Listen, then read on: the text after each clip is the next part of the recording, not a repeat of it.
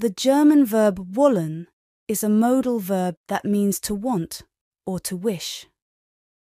It is irregular in the conjugation, but it is a very common verb that is used in many different contexts.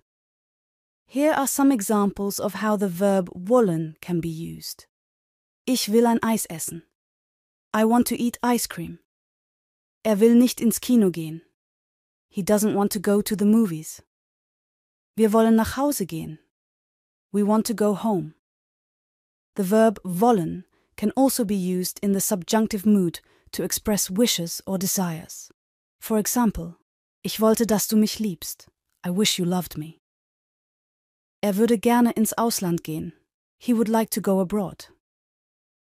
The verb wollen is a versatile verb that can be used in many different ways. It is an important verb to know for anyone who is learning German.